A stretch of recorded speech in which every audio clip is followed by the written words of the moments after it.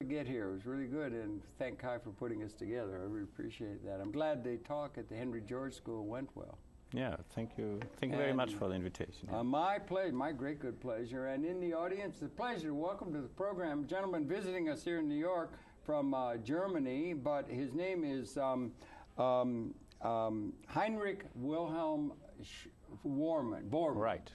I can't quite get that umlaut pronunciation. It's an umlaut.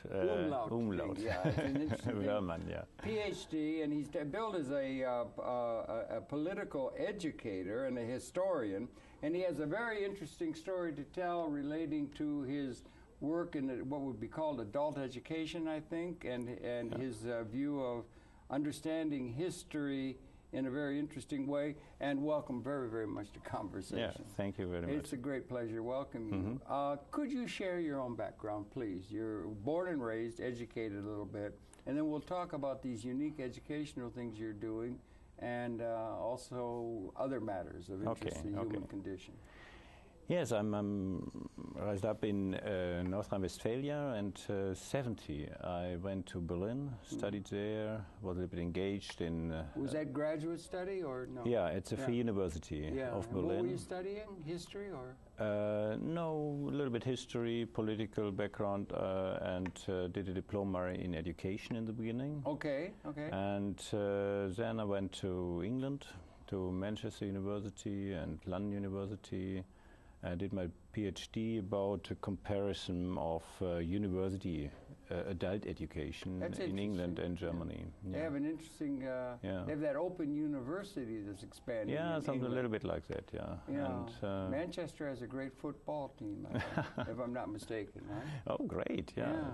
It's Old Trafford. Old Trafford it gets really, some of those, some of the commitment to those teams is pretty violent as wartime battles on the... And so, but anyway, that's a sidebar. And you were at London. You were at University of London. You did your doctorate, right? No, I did it at the Free University. I went back to Berlin. And then I got involved step by step, first as a freelancer in the adult education field. And and we work at, my job is now at Arbeit und Leben, that is a union and backed organization doing adult education for employees. Yeah, we were talking about that. The adult education movement in Europe seems to have more, more expression than here in the United States. Formalized adult education, continuing education. Continuing education. We do this Fokai schools, and the unions they back our organization, Arbeit und Leben. It's a wonderful old term, Arbeit und Leben, work and life in English. Work and life. Yeah, it sounds like we had a school. They have that. That's a thing that's really important. You can integrate it, but it's also the union of it's adult education for union members. Not only everybody can come, but they are. Maybe the majority, but everybody is able to join our classes. That's very good, and they're actual physical classes. You don't use you don't use television or that kind of thing. A little bit. The Open University does do that. No. We do a traditional adult education, but as I told you, I do this idea of learning at authentic places. Like New York City. Like New York City. Right. That is wonderful, doing it worldwide. Yes, I know. Yeah. And that is my job there. And one of my research and later was digging into the field of the German resistance movement. During the time of Adolf Hitler. Between 33 and 45. Huge subject. And we started in the beginning of the 80s. And you began that work. We started with this developing.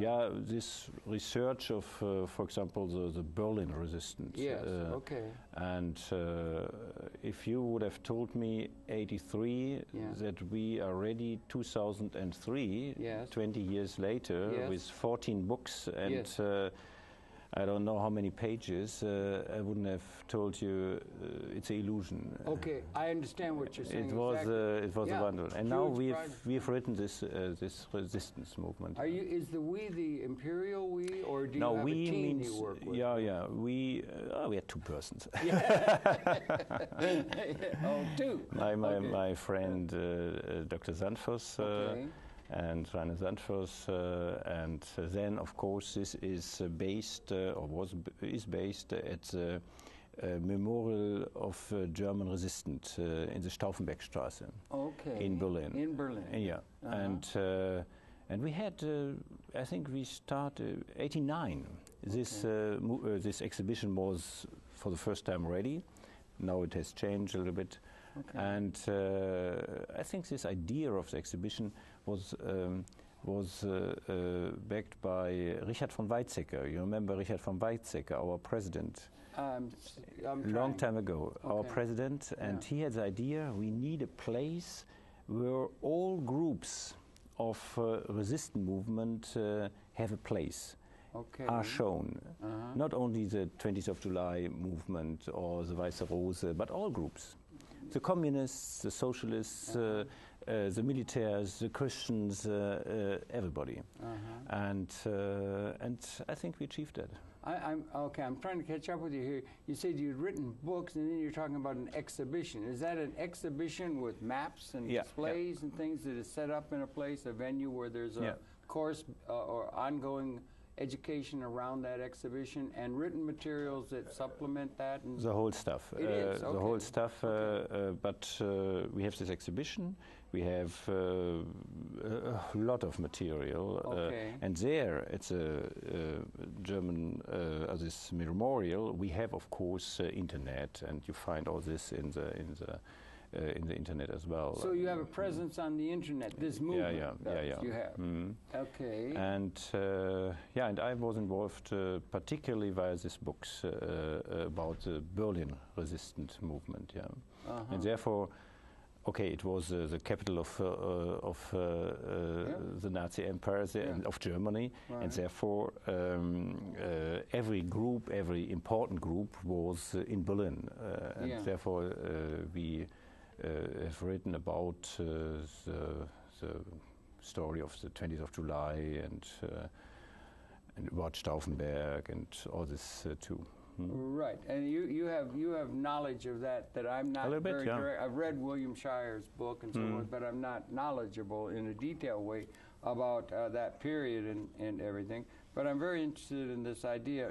So we've got you as a political educator, and you're into an adult educational thing.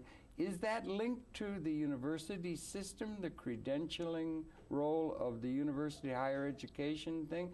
Is it a thing for people who are retired and are not trying to do a career path thing? No. Does it get waylaid in terms of the intellectual curiosity or the interest of it by concerns for how it can tie into some job capability?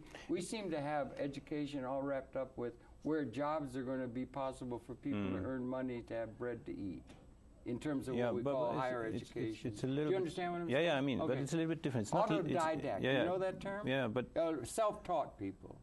Yeah. Yeah. But this is not linked with the university. Okay. It's we have something in Germany. This organization Arbeit und Leben, where I work for, my main job, fight it for this decades ago. We call it in German term Bildungsurlaub. What's that mean? In English, educational leave. Educational leave. So, I think I like what you're doing very much. Yeah. So you get 1 week off. Paid and come to us and do our courses. And you can take any course you want. No, you get one day, or let's say there's somebody, is this people within academia, people who work in a factory, people who work in a bureaucracy of a private sector company or something? Everybody. And the system gives them time off to go and do something educational, learn, and it's a little vacation. We have to fight for it. You have to fight for it. Yes. A lot of people have to fight for the educational leave. It's not so easy It's today. Not universal.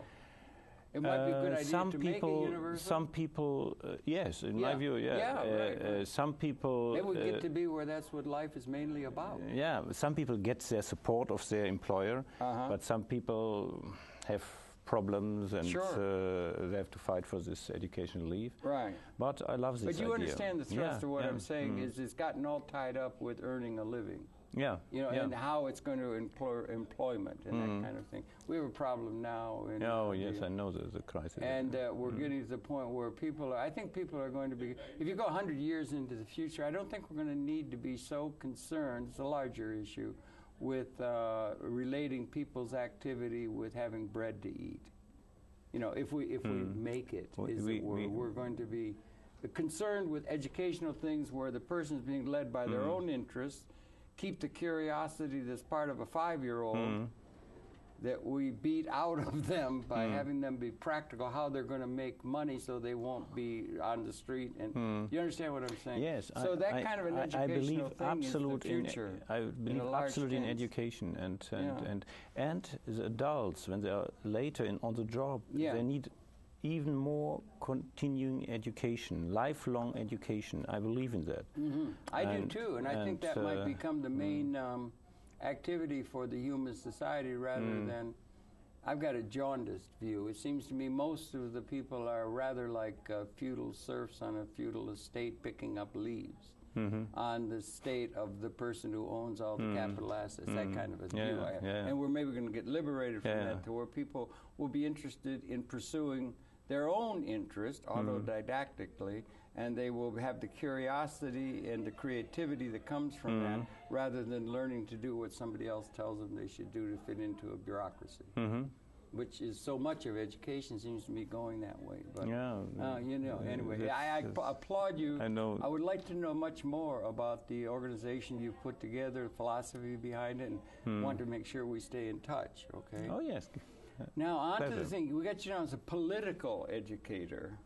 You did history also. Right. And so but you did have us name you as a political educator. Why not sociological? Why not cultural educator? Why political? And is it just your own and your colleagues' interest, or? It's a term. I remember one of my old professors. Yes. Professor Fritz Borinsky. He raised this term and said, we call it in Germany political education. Okay. And so he had this term. We are political educator. Okay. And what I did with Kai's students at the Heinrich George School, I like that. That is for me political education, to tell people. Okay, we discussed the film Valkyrie. About it's out now, is it not? Is it out now? Have you seen it? Yes, I've seen it, okay, of course. I talked about it at the Heinrich George School. Okay, good, right. Well, we can talk about it now, too. It's a feature film with Tom Cruise and everything. Yeah, with Tom Cruise. And the resistance in Germany at the time of the Hitler regime. Yeah, but it's you have some exceptions. It's full of mistakes. Little mistakes. It's not a bad movie. Okay, that's a good beginning. It's not a bad movie. I'm optimistic always. For me, look, the people don't know much about resistance. Therefore, it's good to show there was a hero, and there were others who Stauffenberg, who tried to the bomb or something. He blew up the bomb. Yeah, but the story behind it is much more interesting. More interesting than what they put through the Hollywood mill. Right? Yeah, and they forget it. Yeah. Those people are trying to work out things to where they're going to get people to go buy tickets to watch the movie. So for example, what do you think? When the American and the British were first informed about this conspiracy, what do you think? What do you think was their attitude toward it? Now, when were they informed about this conspiracy of the 20th of July, 44? I do not know. I've read William Shire, you know. It's a trick. They were informed twice. 38. 38. 38, okay. So there was a conspiracy. Right. And they went to Munich. It was an active conspiracy. There was an active conspiracy. They tried to do a coup d'etat, 38. And they went to Munich, Chamberlain, and gave away Prague. And Czechoslovakia. And Sudetenland. Deladier and Chamberlain. I know when I'm talking like this, as a German, I know where the devil was. The devil was in Germany. And then there's the next conspiracy, the same people sometimes. 38. 38. Before Poland. Kleist Schmencin was in England and told the people, we have a conspiracy. Against this rising tide of Nazis. Against Hitler. Yeah. Ludwig Beck was a colonel general. Okay. He resigned 38. And resigned from the... as a colonel general. He was the chief of staff of the army. Lieutenant colonel, did you say? No, colonel general. What is a colonel general? I don't know. Generaloberst. That's a general officer? No. It's a general of generals. A colonel, in my view, it's a direct like translation. Chief of staff? Or not yeah, chief he of was. Staff, He was. He was. We call it Generaloberst. He was chief of staff of the army. Wow. So. No, I mean he wasn't just in the ranks. He was at the he head was a of it. 5-star. 5-star general. No, 4-star. 4-star. 4-star general. That'd be a full general officer. Yeah. And he resigned. 38. Really? He tried to avoid in opposition to the Nazis? Yeah. He tried to avoid World War II. World War II. What was his name again? Ludwig Beck. That would be an authentic place to go. We went. Yes, good for you. He committed suicide in our exhibition in the rooms. And what year did he commit suicide? Because after the 20th of July 44 failed, then he was forced to commit suicide. At that time, but he was still in Germany after resigning, and he was not targeted by the... of course he was, but he became... But he was able to stay in Germany? Yeah, he became the grand old general behind the scene, you know? Okay. And should become... president of the German Reich after a successful assassination of Hitler. He would have become, He would have. I say I'm not aware. Let's tell me a little bit. We have to depend on the rise and fall of the Third Reich. And that, I know. For those who are not specialized or knowing, this is true of every field. You're going to be able to get details and so forth, and we're just getting a pattern thing. But that exists. And the context was in which and it's also interesting that he was able to stay, because we've been submitted, the winners write the history. So the United States won, so we're going to write the history, and we're going to do it through a romanticization in order to get people to do it through the popular media and all that sort of thing. Yeah. So we don't have a clear picture of the degree of resistance, and that's really interesting. Let's discuss it a little bit further. Yeah. The first attempt was 38. The British were informed, but they went through intelligence sources. One would presume they went. They did. It wasn't on the newspaper. And then these conspirators had. There was, Dietrich Bonhoeffer, the name. I do kind of, but I can't. It's a pastor of the inner church opposition, fighting against the Nazi. Openly. Openly. Yeah. And was able to. Oh, yes, it was the inner church opposition, confessional church. The church people were able to protest the Nazi minority galloping to power. That was great. It was allowed, right? Allowed. I mean, it was risky. It was, okay. I've written about... Like we had a little... I love to write about these heroes. I mean, it was very risky. Right. And they did it having 3 kids, a pastor with his family, and they belonged to the inner church opposition. Well, that's what I was trying to say. This thing in 38, you're talking about the general officer resigning. He didn't say in the newspaper headlines, I resign because Hitler is a schmuck, or that Hitler is bad. That is impossible. It couldn't be that. You know what I'm saying? That is not possible. It's done diplomatically. Yeah, but we have a speech today of him in the documents of our Federal Army. Yeah. And because our Federal Army is only in the tradition of the resistant generals, not of the others. And he told his generals, let's resign, let's stops these plans for the next war. And he was talking about Poland and so forth. No. Hitler wanted to start with Czechoslovakia. Okay, right, okay. It was called the Case Green. Okay.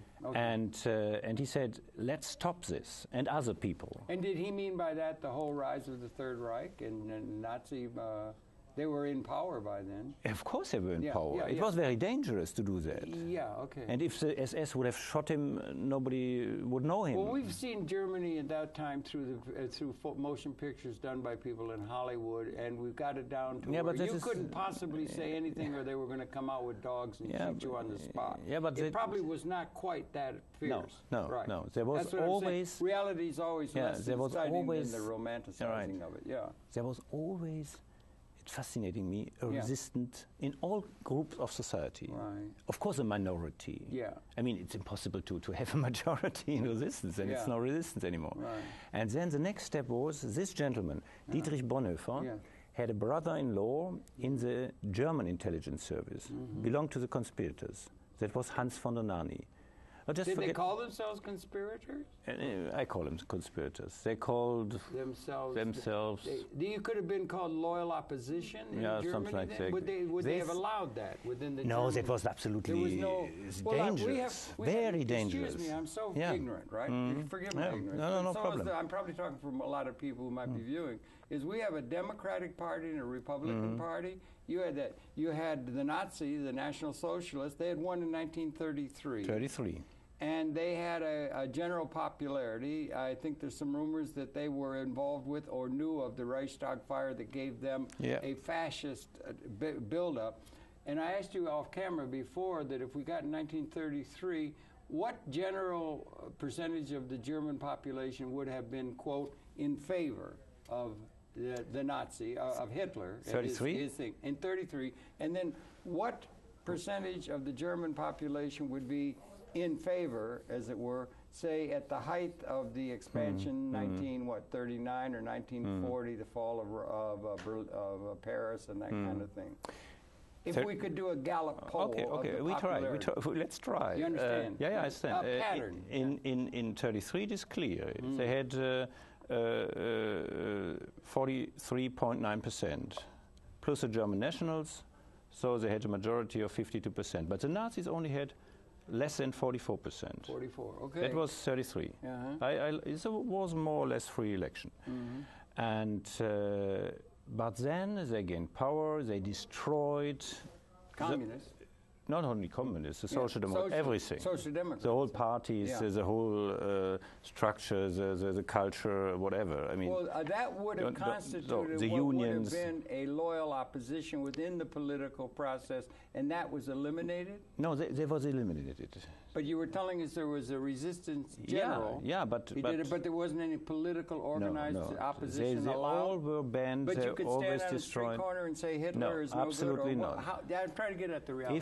It was very... you understand. It was very, very difficult to organize resistance. Underground. Underground. You had all to do underground. All underground. Well, a general of the office of the army is resigning. He would have to do that very diplomatically. If he stayed in the country, he couldn't have been getting up on soapbox. But it was clear that he is not on Hitler's side. That was clear.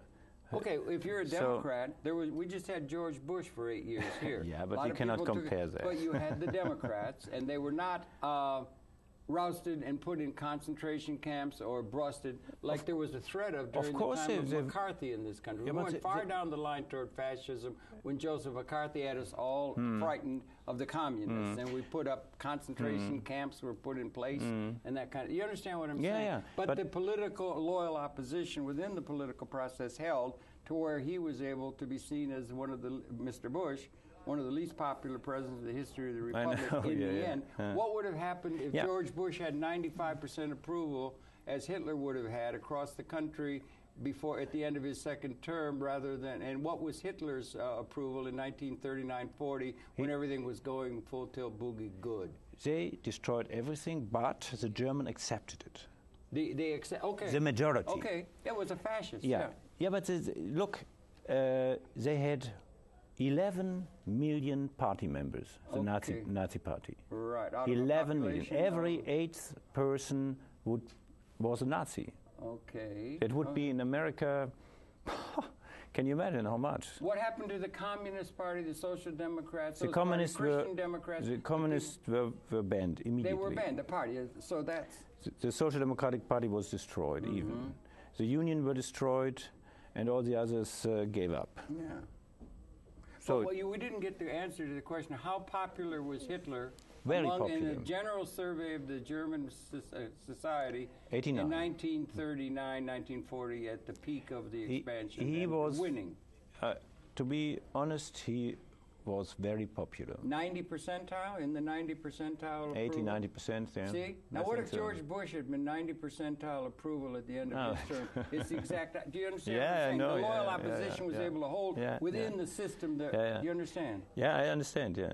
But look... That was not allowed in Nazi Germany for that level of some resistance. And Mr. Chairman, I object. I want to do the... You know, that was not allowed within Nazi Germany. No, it was absolutely dangerous. Right. Absolutely dangerous. We had all over the place concentration camps. Mr. Bush tried to make it dangerous here, I believe, Mr. Cheney, if I could. Okay, but you did not have concentration camps. Okay. I mean. They did put up camps. They had camps. They had camps that in the 50s. They had them. Yeah, in the 50s. Internal security threat, the Eastland Act. They had camps constructed. They had lists where they could wind up, do away with habeas corpus. McCarthy. Yeah, we went a long way down that line. And McCarthy, and they have an internal security threat. You have to keep the political order. They went along that line. And the point being is, it's not only Germany that's gone that way, is what I'm saying. We have gone that way. But anyway, go ahead. I'm sorry. No, don't mind. But in Nazi Germany, it was... therefore, I admire these people going underground. Yeah. It was so dangerous.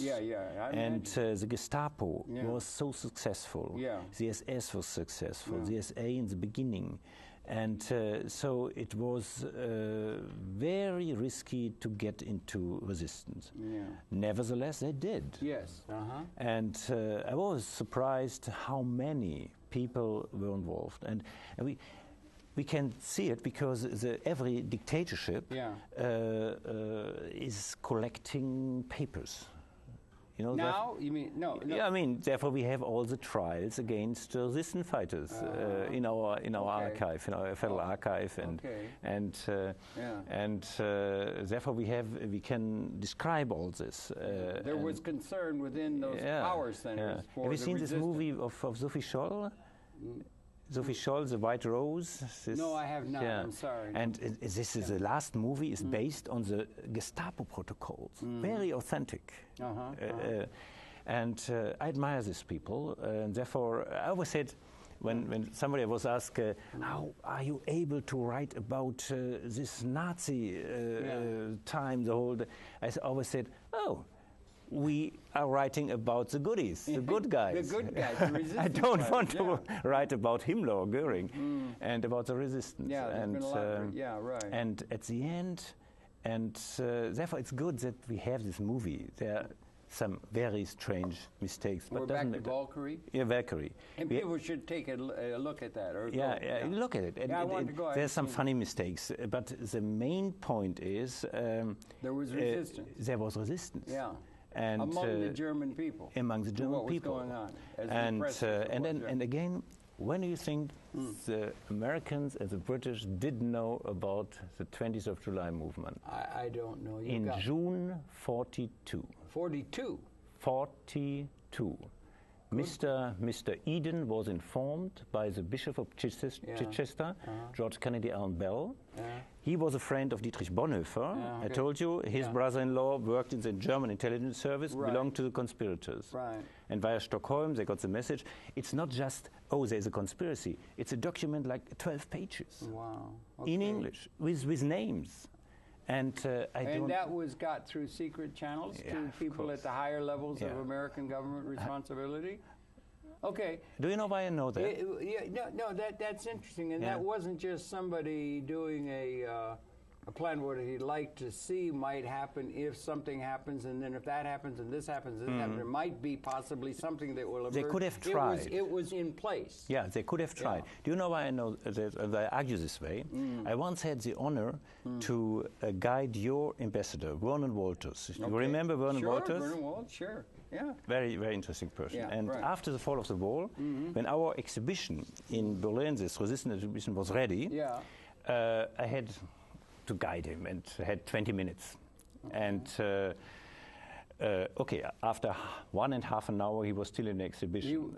He was still in the exhibition. He didn't come out to guide. You weren't able to guide him. He was so taken with the exhibition. He wanted to know it. I want to see that exhibition. Oh, yeah, Are there show examples of it up on the and internet? he argued. Do you have some of those things up on the internet? internet? I sent you. Yeah. You got to send me all the links so we can let the people know. Right. Yeah. Okay. We'll try and to do Vernon Walters was so angry about Chamberlain, about Daladier, about Roosevelt, because he said, I was a young soldier. Yeah.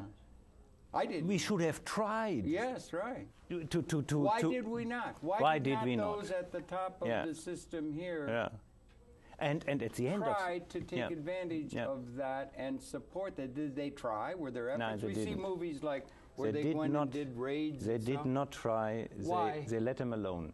I don't know why. Because the idea was unconditional surrender, Casablanca, Tehran, you know, the conferences. Right. They believed in emotions were running so high, maybe. And they didn't want to have anything to do with Germans. I don't know. Maybe. You know, it gets that. Back to that football. Do you ever see people fighting over football? I'm number one. Yeah. We're number one. And then there was, you were getting out of a depression by a war economy that was building. There were probably people who died of war bucks, wanted the war because they're going to make a lot of money and they're going to get out of the depression. A lot of things. It's confusing how leaders make judgments, right? Well, do you know what Mr. von Walters made a point at the end of my tour? You finally got your 20 minutes with him? Fun? You had 20 minutes? At the end, after 1.5 hours. You weren't whispering in his ear as he watched the exhibit? Yeah, at the end of the exhibit. No, but his exhibit. Were you in his side whispering things? Yeah, the whole time. The whole time? So, it was great. You had more than 20 minutes. Yeah, no, he took the time. I mean, I was only the guide. He took the time. And at the end... You set him straight. Yeah, the whole time. It was a wonderful discussion. I'm glad there was you there to set Mr. Walters straight. It was a wonderful discussion. And it was like a discussion. And it was in German anyway. He's very good in German. He had 6 languages. Wow. And at the end of the exhibition, there we have a room where the conspirators are standing in front of the People's Court. Right. And a little bit later, they're sentenced to death by Freisler. And Vernon Walters never forgets this moment. He sat down and looked to these people, and he did know they are dead, and some days later, and he said, we should have been, literally, we should have been a little bit smarter. These people were our real allies. Real allies. Allies. Right. I was so impressed. Now, that's the truth. That was the other Germany. That and was then they were dead. Other Germany. These I would have people, thought with all of the cultural and the intellectual power of the German people and the liberating progressive thinking of so many of the German people, there must have been opposition to something as brutish as the Nazi thing. Yeah. I wonder if I could ask you a sidebar. We live in New York City where there's a lot of Jewish people. I know. And so you had, can you tell me what was the source of the psychotic hatred that Mr. Hitler and his colleagues had toward the Jewish people? Was it an over nationalistic pride of Tutor and Aryan? He had an Aryan racial bias toward it, like the Manchester football team thinks they're the best. That kind of thing. That goes on often. Or was there something? What was it that made such an irrational targeting of the Jewish people possible to be manifest as it was? And or was it part of a general hatred, irrational hatred of anything other than that which was Aryan, which was number? Where did that come from? Or why? Different sources. I mean, for example, don't underestimate the religion background. Religion on the Christ killer thing or something? I mean, or they would say the Jews killed Christ or something? Yeah, or something irrational. the Catholic Church after World War II, later, I don't know which pope it was, who said, we forgive them. Yeah. I mean, So there's one reason, this religious roots of anti-Semitism. Then you always, if you want to gain power, you need a scapegoat. Right. A scapegoat. And we had the commies. Yeah, the communists. The communists in Germany were a scapegoat. Yeah, for example. Because they wanted justice and freedom and equality for all. And the Jews. I mean, the Jews were successful. Okay. Now you're beginning to get towards something economic. It seems to me that a lot of political things, we used to call it political economy, didn't we, in the old days? But the two are connected. And they did not know. And don't forget, we talked about education. They were also the people did not know about it. The prejudices, and it's so easy to be on the right side, to be Irish, you know. To be Irish. You call it Irish. What do you mean in English? To be the chosen people. The chosen people. Well, the Jewish people would say they were chosen. Yeah, but did they take that into account, or did they think they were lesser? They had images of them being like rats or cockroaches or something. Yeah, it was like so that. irrational. It was absolutely irrational. I mean, beyond the pale of understanding. I can't understand. No, I from a country that was as advanced, Beethoven, Bach, Brahms, and all of that. And for me, it was a jump back. In the time before the age of enlightenment. What happened? That far back? Yeah, what happened 33? Mm-hmm. I mean, what happened 33? We destroyed our culture. Mm-hmm. I mean, we sent you Copernicus. Was not bad, huh? Mr. Einstein. Yeah. We destroyed all our literature. We destroyed all of our music, paintings. On the altar of what? That's what I'm trying to say. What made it possible for such racism? an enlightened I think you had a terrible inflation, and you had a terrible economic. You had that Versailles Treaty thing. Yeah, I know. Great resentment. So you begin to get at some of the things that sets off deep hatred among people. Usually, there's something there having to do with economics. Yes. Was there an economic critique of the Jews? They were at fault for the bad economic system Germany had to suffer when Germany... what was the basis of it that had root in something that people would really feel for something so irrational as anti-Semitism? And why is it still there? That was the idea of we need a scapegoat right. for the 6 million unemployed people. But on the other hand... Okay, you had unemployment levels at such a high level. But you're talking 33 now. Yeah, but don't forget, you are a democracy, and you did not go to fascism, and the British did not go to United fascism. States you're talking about? Yeah, we Roosevelt. damn near did, brother. Come on, but Roosevelt. You had Roosevelt. I mean, and there were a lot of problems. But no, we Germans. It's my country. Therefore, I say we Germans have chosen the wrong way. We destroyed big time. Yeah, we look in the Republic of Weimar. Yeah.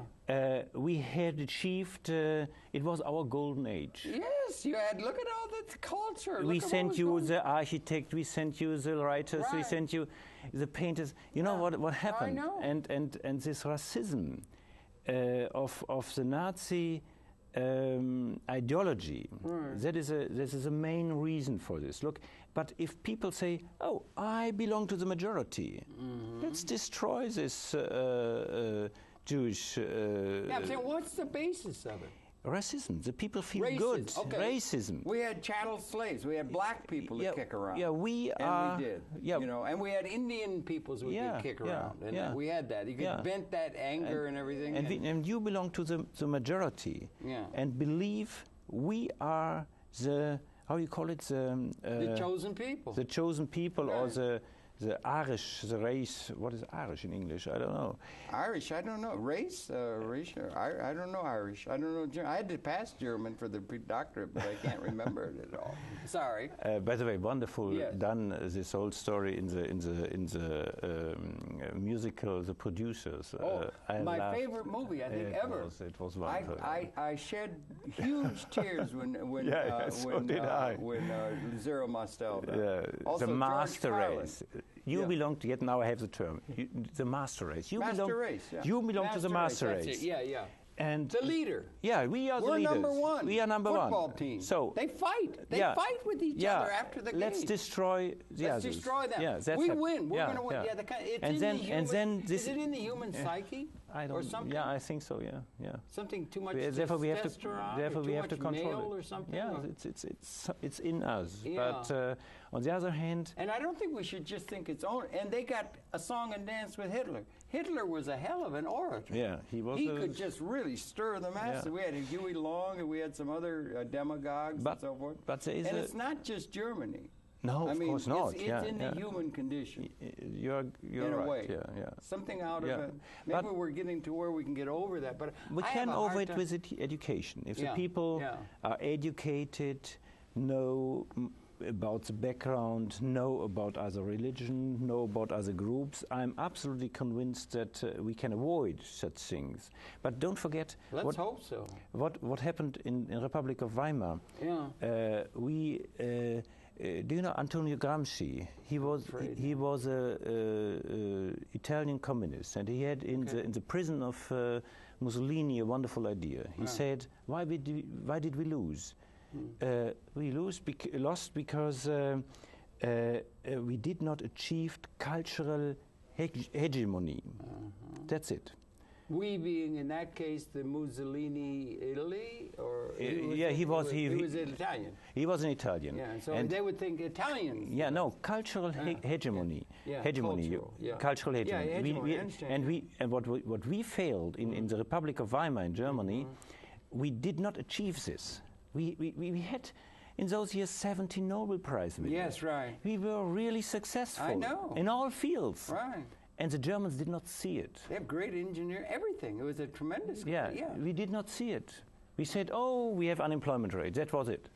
And we did not say, "Oh, we have the wonderful writer Thomas Mann. We have the music by Hindemith. We have the." It's endless. Yeah, and endless. It was so there, and we have Einstein and so on. And so we did not see what we really had. And we gave it up. How much was it the result of, we had a depression here, and maybe we didn't go, we had a whole continent, we weren't surrounded. You had the Weimar, you had the Versailles Treaty that they had to be submitted to. You had the animosity between France just there. We have Canada with endless, we had a frontier still kind of way here, so to avoid that.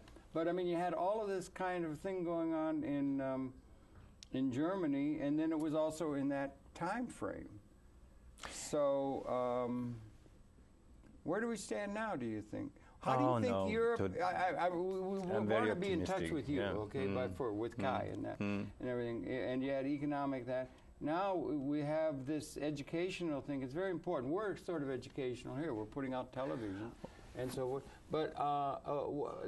Let's just try to. We only got a few minutes left. How is it in Europe now? Is America going European now? We're talking the year 2008. I don't know if that can be relating to what you're seeing, or maybe just from your own life's experience. Are we going to go with Mr. Obama? What's the attitude in Europe toward Mr. Obama as the new leader that's emerged? What was the attitude toward Mr. Bush? I think we got a long way down the fascist road with Mr. Bush that seemed to be somehow avoided and so forth. But what's the attitude now toward the United States? Have we passed our prime? They wanted to have the United States be a super race. We have military forces in something like 160 countries around the world. We think we have a model, or the West has a model that is there for everybody. Everybody else in the world is seen as like Untermenschen. We are the leaders. We are particularly the United States is imbued with this sort of thing. And now we're globalizing, and now we've got this hit upside the head, as they say down south, with the 2x4 over the economic thing. Time of change. What's the relationship between the Union, African Union? They're developing an African Union now, trying to mimic the European Union. Let's focus on the United Europe. States and China. What do you think? What have we learned from history, and how can we apply that to trying to look ahead to where we're all going collectively as a human society? let's talk about Europe at the end. Okay. For me, this is a result of history in optimistic and positive thinking. Okay. Our grandfathers, never would have dreamed about it. I know, it's just amazing. Impossible. We have now, even me, I remember the Berlin Wall. I remember all this. And it has completely changed. Yeah. The European Union is really a stronghold in the world. I think. Yeah. And we had 2 world wars against each other. Horrible.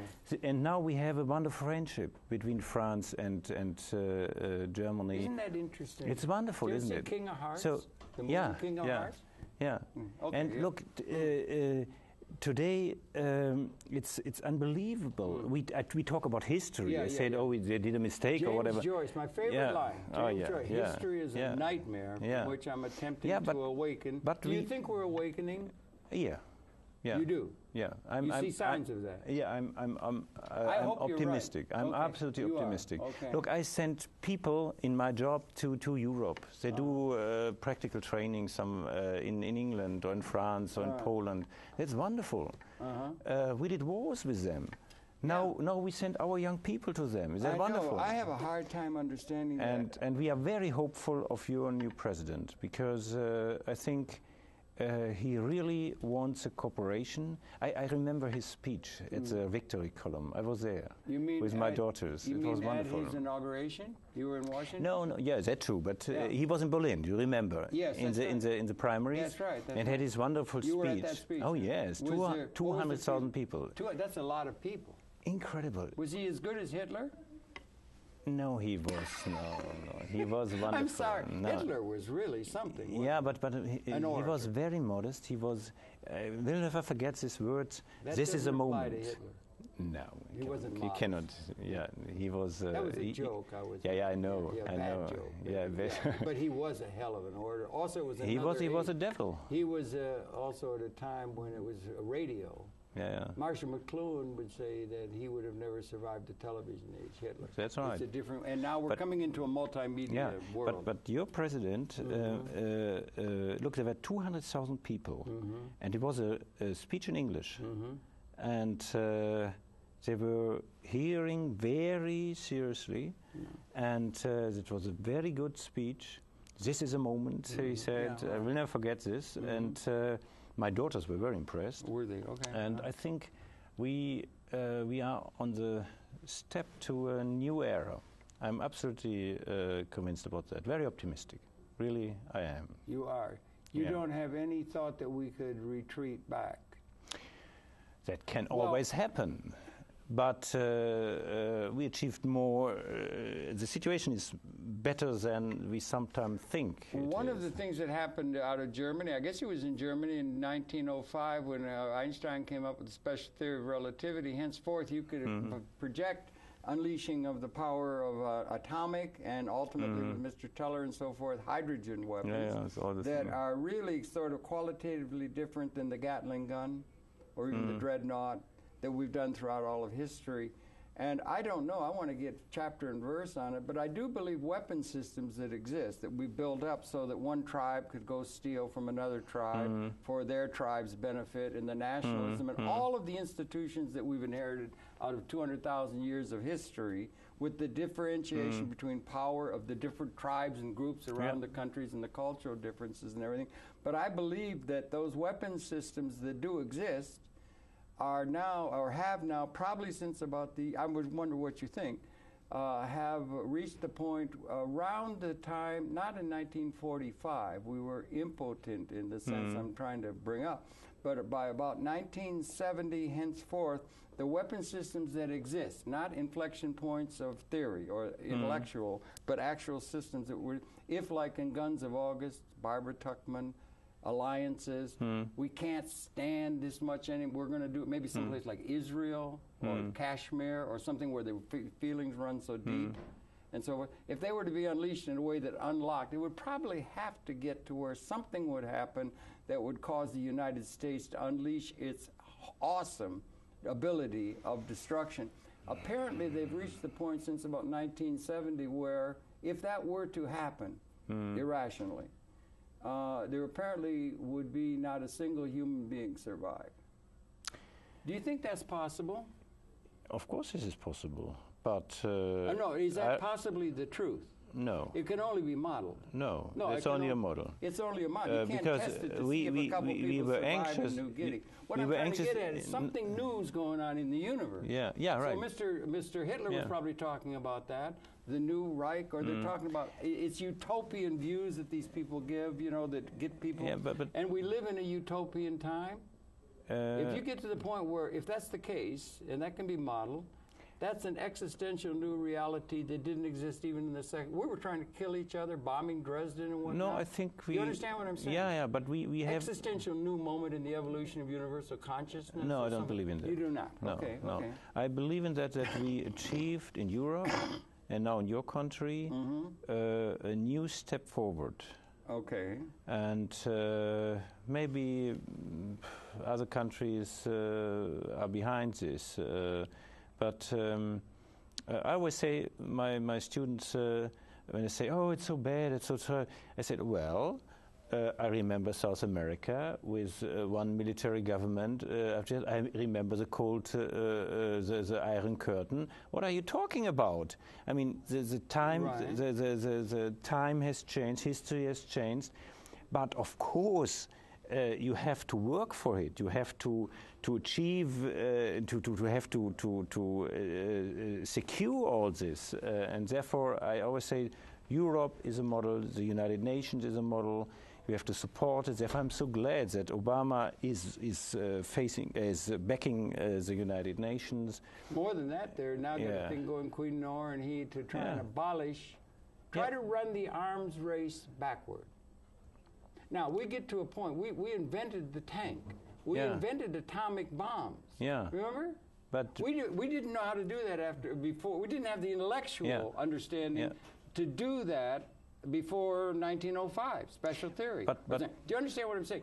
Are you going to advance with the knowledge? We have this capability, and are we going to stifle that capability to go with research in new ways? Because it's been led by research into military ability for one political group to control another, and it still holds in the geopolitical organization of the world, does it not? Yeah, on the other hand, it's still vested in sovereignty. The United Nations is being starved to death. All the national, international... Yeah, because we don't back it. We don't... Well, I know. We should. But that's Obama our leadership. will. That's our leadership. No, what I'm Obama saying, I don't won't. think it's so far-fetched that they might unleash... It might be meant that this consciousness evolution, we get to a certain point, and we're meant to entropy. Well, to destroy ourselves. Maybe, but let's try. But we didn't have the possibility within our life. What I'm saying is, this is a unique moment in the evolution of universal consciousness, but I'm not unlike 1945. But I'm optimistic that we can overcome, that we won't do that, that we can build up a new world. Why? Because what is different that makes peace possible on an ongoing basis? And we're the only people who can be conscious that we're in that point where the reality reflects that. You could have said we could try to kill everybody in the 13th century, but we were impotent. We were just... We have the possibility, we now have a unique... It's like pregnancy. Yeah. We're coming to a new time. That's being felt by people. Yeah, okay? On the other hand... What has changed that makes this time, 2009, or this period, different than all of history? That would be that... What has changed in terms of what's going to decide the political and organization and toward justice and toward... What has changed that makes possible peace on a long-term basis rather than the war possibility that still lingers in a place like Israel? Has they have 200 atomic bombs that could be set off by some radical element still there. Pakistan, these kind of things are there. And we don't have a vision that the future requires for the whole planet from our political so-called leadership yet that I can see that they may well be going that way. When I was... Like Hitler. When I was... Imagine Hitler with all of that capability that Mr. Obama has at the touch of his finger now. But Mr. Obama made this wonderful speech at the Victory Column and the inauguration day. But the Victory Column speech was great. And he had a new vision. I was very impressed. Actually, I was in favor for Hillary before. I was very impressed. of this speech about peace, about what you are talking about the nuclear armament, about the dangers. Still all there on high trigger alert. Yes, but he has a vision. We have to find solutions for all that, and this is a moment. Haven't been able to find solutions throughout all of human history. He's just in office for some weeks. No, not only for him, but I mean in this time, our generation. Yeah. What is different at an existential level that makes peace possible that has not been possible for all of history? Yeah, on the positive side, not the destructive side. Yeah, in my generation, I experienced this unified Europe. Mm-hmm. I would not have dreamed about it when I was young. Right. So I experienced the come down, the fall of the communism in East Europe with all the problems. But anyway, do you really think communism is a great dialectic thing that's equal it was to not the communism. fact that we can it was Stalinism. Socialism. Let's or call the it, socialist capital. Is that a big enough thing to bring the whole world down? That now we defeated it. Now the capitalists are in charge. We're in charge. We're Hitler. We're in charge. We got the answer for everybody, and we can do it, and we got the weapons to destroy everything. No, we have to cooperate. What I'm saying is that we don't have the vision, or we don't have the intellectual. The intellectuals are falling down on the job and providing an alternative to what has been characteristic of all the institutions that are outdated. Is what I'm saying. Yeah, but or do you think that is the case? We don't. Where's the vision of altered relationship, geopolitical, economic? Justice, liberation of the human spirit, educational things like you're trying to do rather than turning them all into wage slaves. They don't have an economics philosophy that fits. They don't have a system that's going to liberate humanity. What I'm saying is a big existential challenge confronting us, and there's no leadership or vision other than plodding along with the old institutions and reifying them. How do you I'm just regard? asking. Yeah, I'm convinced your president, he had this vision on this speech. You think he does? Yes, and our European idea, our European constitution, not the constitution. The French didn't support that, and the Irish. But anyway, we got some problems. We have some problems. But on the other hand, we have a European Parliament, we have European unification. This is an example, only an example, that for a peaceful cooperation, for peaceful working together, living together, it's unbelievable compared to the beginning of the 20th century. Right. And but it's not done. I mean, we have to do a lot of steps forward. The theoretical understanding of economics and sociology and human evolution and consciousness and what's going on comprehensively is not being presented by the intellectual community. Maybe because they're so all specialized out into things that nobody's getting a vision of the whole. Where are the big thinkers that come out of maybe your educational thing? Maybe. But let's go back to the wonderful Declaration of Rights. Don't forget the human rights. That we have to look at this. But it's laughed at by many people. Yeah, we have to. They would say, how many armies does the UN have? How many armies does the people who are talking for peace? But for the first time, and the power still. The same old assumptions are being made. Zero sum. If I win, you have to lose. I'm number one, you're number two. All of the same things are brought in the air. But your president, us in so much trouble. But now we're able to destroy the whole thing. Yeah, but your president said we want to get away with. I think probably Hitler probably said we want peace in our time for everybody. We're going to make the world right and so forth. Yeah, Did he not?